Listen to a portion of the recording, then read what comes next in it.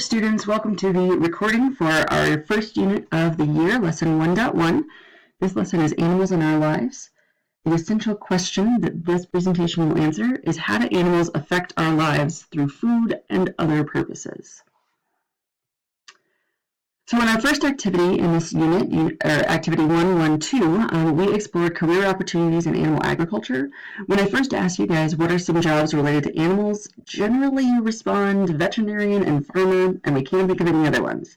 But then after our 1.1.2 activity, you guys can name lots of different industries within animal agriculture and lots of different careers. This lesson and this presentation is to do the same thing, but with the uses of animals.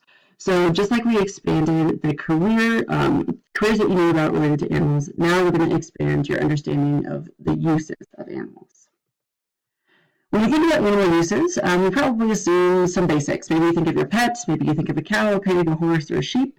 But there's more to how we use animals than just those animals. Yes, we use these animals, but how do we use them? There are actually 7 different ways that we utilize animals in our lives, and that is the focus of this lesson.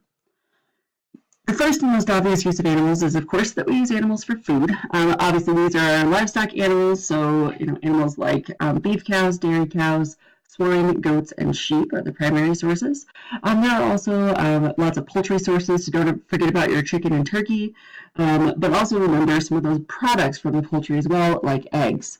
So when you think about food sources, you want to think about meat, milk, and any of the associated dairy products, and eggs. Those are all our food uses of animals.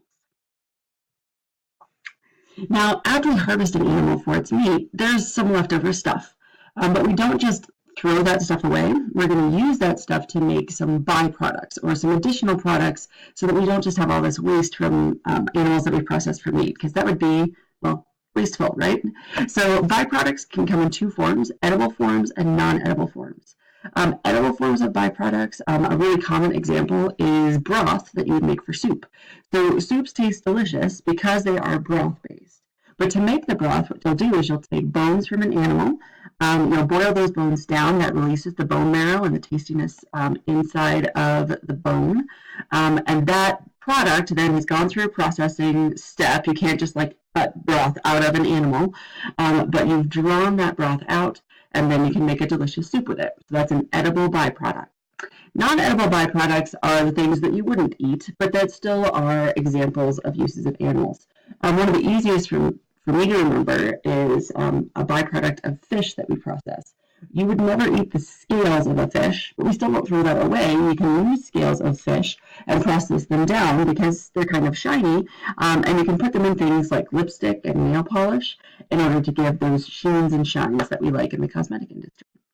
Now, another area that could be considered a byproduct, but is a big enough area that we actually give it its own category, is fiber and hide products. Now, fiber and hide products can be quote-unquote byproducts if it's in the form of leather, because obviously we don't get leather, which is a hide product. It comes from the skin of an animal. We don't get that unless we've already processed the animal for meat. But products like wool and hair can be shaved off of goats and sheep without processing the animal for meat first, which is another reason why fiber and hide get their own category.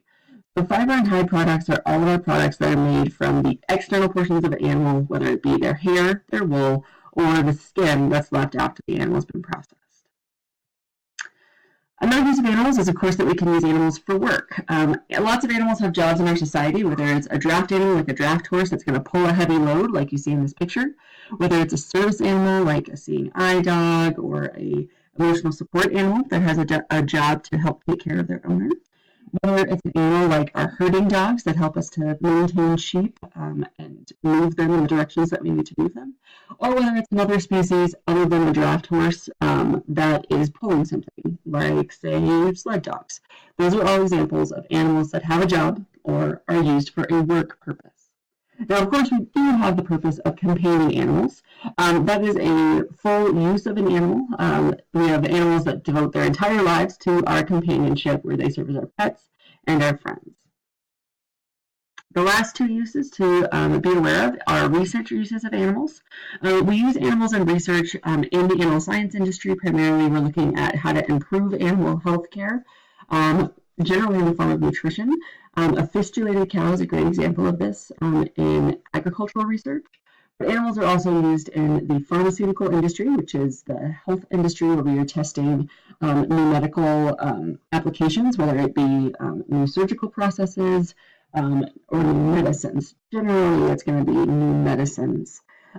Some cosmetic industries, some cosmetics still do some animal testing, though most cosmetics, I think, are moving away from animal testing in the form of research. There's still animal byproducts in a lot of cosmetics, but there's less cosmetics being tested on animals before they go into the industry.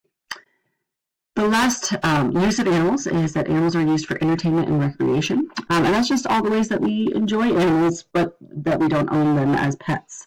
So whether that's you enjoy watching horse racing, whether you watch or participate in rodeo, whether you like to go horse riding at the end of the day, or whether you consume animals through some sort of natural resource use, like fishing or photography.